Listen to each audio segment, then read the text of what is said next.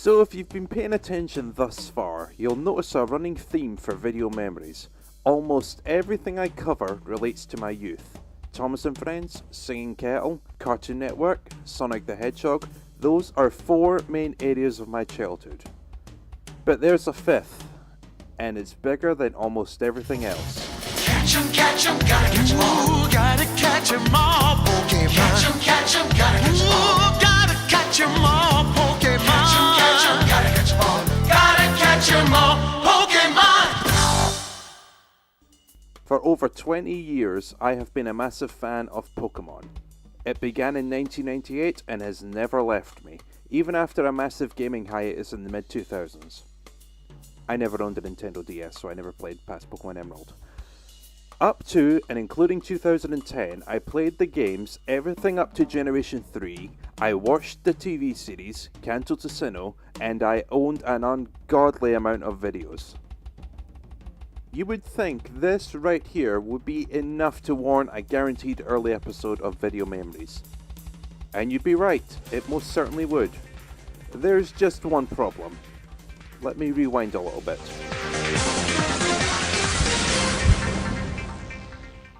It's late April 2017.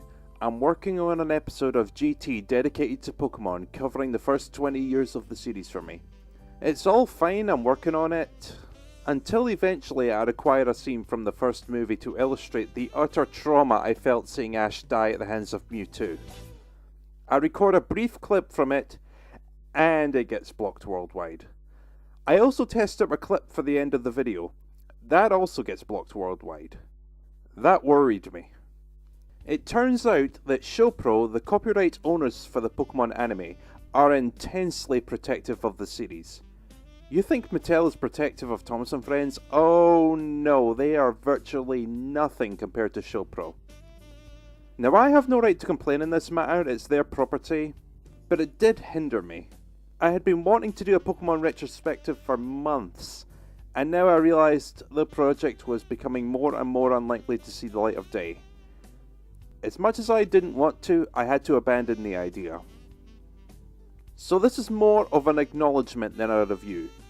I have these videos, the first 11 volumes of Indigo League. I'm missing volume 2, Christ knows what it is, but it's close enough. I have the first movie, which came with a spare copy of volume 1. I have Mewtwo Returns, which I'm needing to replace as the video's missing. I have the second movie, Pokemon 2000, and I have 2 copies of Pokemon Forever. Why do I have 2 copies? I don't know. I also own Pokemon Forever on DVD, as well as Jirachi Wishmaker, Pokemon 3 the movie, and I think Pokemon Heroes. I'm not too sure on that last one. I also have the entire Master Quest series on DVD, as well as the Pokemon Chronicles box set from Contender Entertainment. I also have a few videos in Recordable Fridays dedicated to Pokemon. Tape 12 has 5 hours of the Orange Island saga from Toonami in May 2005, as well as a repeat of Part 2 of The Legend of Thunder from Pokemon Chronicles. Only the second airing of that episode on British TV, as a matter of fact. I also have a DVD from a week before which shows Part 1 of the same episode. I have more than enough material and enough of a history to go on. I just don't feel confident enough to do so, knowing how hell-bent ShowPro is on protecting the series. I value this channel and I'm not willing to risk some copyright strikes for a simple review.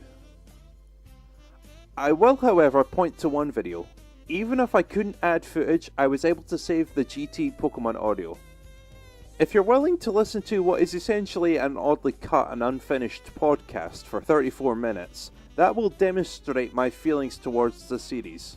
It ranges from my first time playing the games and my earliest memories of Pokemon Yellow, and goes through every region, games and anime, eventually leading me to spend a good chunk of time talking about why I seriously dislike Pokemon Black and White, and why I consider it to be one of the worst things I've ever seen on children's TV. The video itself is a tad out of date. It was in the early days of the Sun and Moon anime, and a while before I got back into the video games. You can thank Pokemon Gold and Silver on the 3DS Virtual Console for that. But it more or less covers how I feel about the series up to X and Y. It may also be slightly confusing due to a lack of visual footage to go along with what I'm saying. For example, I talk about capturing several Pidgeys to gain HM05 Flash. I then go on to say you don't want to know what I wasted my first Master Ball on. Without visual footage, you'd never know that I'm talking about a level 25 Pidgeotto. Bolt of brilliance! If I'm brutally honest, other than my opinions on recent games, the only thing the video doesn't cover is my intense dislike for Pokemon fans on the internet. I'm sorry, but if you latch on to incredibly vague and unconfirmed rumours about games or features that may not even exist, and then feel the need to make 50-minute debate and discussion videos for said rumours, I have little to no interest in you or your content. Pokemon is a great series with great content, but it has one of the worst fan bases in existence.